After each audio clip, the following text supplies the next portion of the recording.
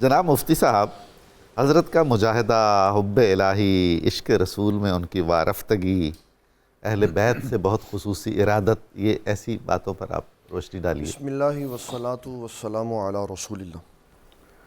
بڑی ہی اہم گفتگو چل رہی ہے اور حضرت بایزید بسطامی رحمۃ اللہ تعالیٰ علیہ کا ذکر خیر ہو رہا ہے۔ آپ کے مجاہدہ سے پہلے میں مجاہدہ بتانا چاہتا ہوں یہ کس کو کہتے ہیں۔ ہمارے علماء کرام نے مجاہدہ کی 3 قسمیں بیان کی ہیں۔ ویسے مجاہدہ کا معنی ہوتا ہے جد و جہد کرنا، کوشش کرنا، جی، اور مجاہدہ جب ذات کے اعتبار سے ہوگا تو اس کے معنی ہوں گے برے خیالات کو دور کرنا اور ذہن کو پاکیزہ کرنا۔ سبحان اللہ۔ اور جب یہ مجاہدہ دل کے اعتبار سے ہوگا تو اس کا معنی یہ ہے کہ اپنے دل کو اللہ تعالیٰ جل جلالہ کی عبادت کے لیے آمادہ کرنا، واہ، اور اپنے دل کے اندر موجود سستی اور کاہلی کو ختم کرنا۔ اور جب یہ مجاہدہ نبی صلی اللہ تعالیٰ علیہ وسلم کی صفات کا مظہر بننے کے لیے ہوگا تو پھر اس کا معنی یہ ہوگا کہ اپنے اخلاق نبی صلی اللہ علیہ وسلم کے ارشادات کے مطابق بنائے جائیں۔ اس قدر جامع ہے یہ لفظ۔ جی، اور یہ مجاہدہ تینوں کیفیات میں حضرت بایزید بسطامی کی ذات کے اندر واہ، سبحان اللہ۔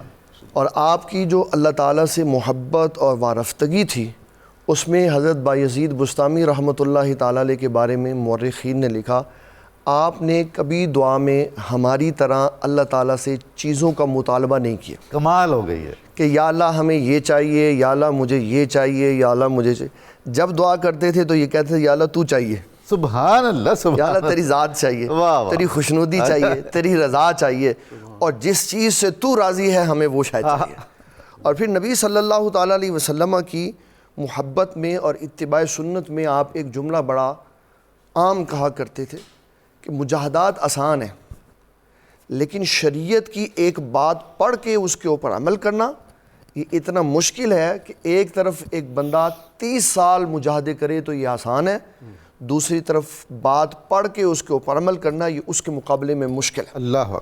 اس کی وجہ کیا ہے؟ اس کی وجہ یہ ہے کہ مجاہدہ تو انسان ایک روٹین میں کرتا ہے، جی، اور جب بات پڑھنے کے بعد اس کے اوپر عمل کرتا ہے تو اپنی ذات اور اپنے نفس کی نفی کرنی پڑتی ہے۔ واہ واہ، حضور صلی اللہ تعالیٰ علیہ وسلم نے جو شریعت دی اس میں انسان جب مکلف بنتا ہے تو پھر اس کو ہر وہ شے چھوڑنی پڑتی ہے جو اللہ اور اس کے رسول کی رضا کے خلاف ہوتی۔ بے شک۔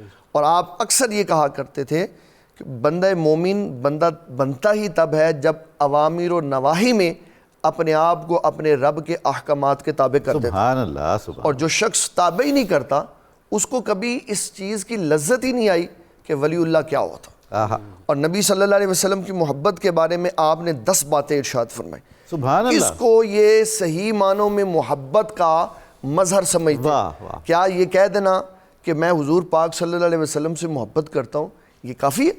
ہرگز یہ نہیں۔ تو جملہ پورا ہے ہی نہیں۔ واہ واہ، کوئی شخص یہ کہے کہ میں اللہ تعالیٰ سے پیار کرتا ہوں تو یہ بھی جملہ پورا نہیں ہے، یہ تو اس کی اپنی عقیدت ہے۔ جملہ تو تب پورا ہوتا ہے جب اللہ کہے کہ میں تو اس سے پیار کرتا ہوں۔ سبحان اللہ، جب نبی صلی اللہ علیہ وسلم کی طرف سے ٹھنڈی ہوائیں آئیں کہ یہ ہمارا ہے، واہ واہ، پھر کمال ہوتا۔ اس کے لیے جو پیٹرن بتایا، فرمایا پہلے سنت کی اتباع، جی، پھر اس کے بعد اپنے آپ کو ذکر رسول میں مصروف رکھنا، سبحان اللہ، تیسرے نمبر پر فرمایا اس ذکر کا خمار چڑھانا ہے۔ آئے، کہا خمار کیسے چڑھے گا؟ واہ واہ، کہا جہاں تم گزرو، جہاں سے تم آؤ، جہاں کی طرف تم جاؤ وہاں سے تمہارے گزرنے سے سنت زندہ ہو، ہاں ہاں ہاں، تو پھر یہ سنت کا خمار ہے۔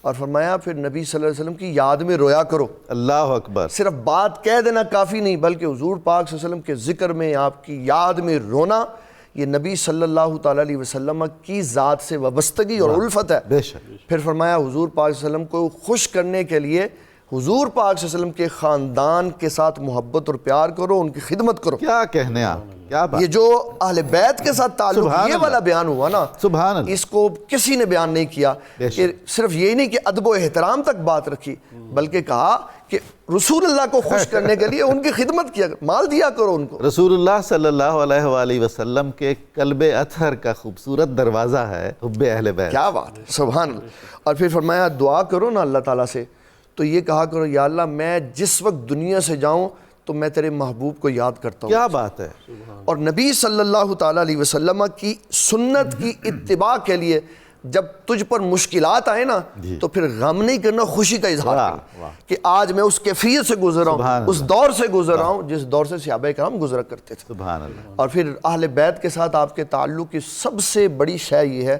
کہ آپ نے اہل بیت کے گھرانے سے جو روحانی طور پر علوم و فنون حاصل کیے حضرت امام جعفر صادق سے، سبحان اللہ، وہ آپ کی زندگی کا انوکھا ایک منظر ہے۔ کوئی بھی شخص اہل بیت سے فیض یافتہ ہونے کے بغیر اللہ کی اور رسول اللہ کی بارگاہ میں نہیں پہنچ سکتا۔ کیا بات ہے۔ امام ابو حنیفہ رضی اللہ تعالیٰ نے فرمایا کرتے تھے اگر 2 سال میں نہ رہتا اہل بیت کے قدموں میں تو اتنا فیضان نہ ہوتا۔ تو یہ بتایا ہے کہ محبت اہل بیت، اس میں ہمارے شیخ طریقت یہ فرمایا کرتے تھے کہ حضرت بایزید بستامی کا ایک جملہ لوگوں کو سمجھنا چاہیے، کبھی بھی یہ نہیں ہو سکتا کہ اللہ آپ کی بات مانے گا، یہ نہیں ہوگا، پہلے آپ اللہ کی بات مانیں گے۔ سبحان اللہ۔ اور اس پہ ہمارے شیخ فرمایا کرتے تھے چھڑ اپنی رضا من رب دی رضا، رب تیری رضا پھر منے گا۔ کیا بات ہے۔ آج ہم اپنا پیٹرن چینج کر کہتے ہیں پہلے اللہ مجھے کچھ دے پھر میں کروں گا، نہ پہلے اللہ کی عبادت کر، اس کو اپنا رب مان، پھر اس کے فرمائے بتائے ہوئے فرامین کے اوپر عمل کر، پھر وہ دیکھ کیا کرے گا، کہا پھر وہ یہ فضل، یہ کرم، یہ عنایات فرمائے گا کہ اللہ تبارک و تعالیٰ زمین کیا لوح محفوظ تیرے حکم کے مطابق موڑ دے۔ سبحان اللہ، سبحان اللہ، بہت خوب۔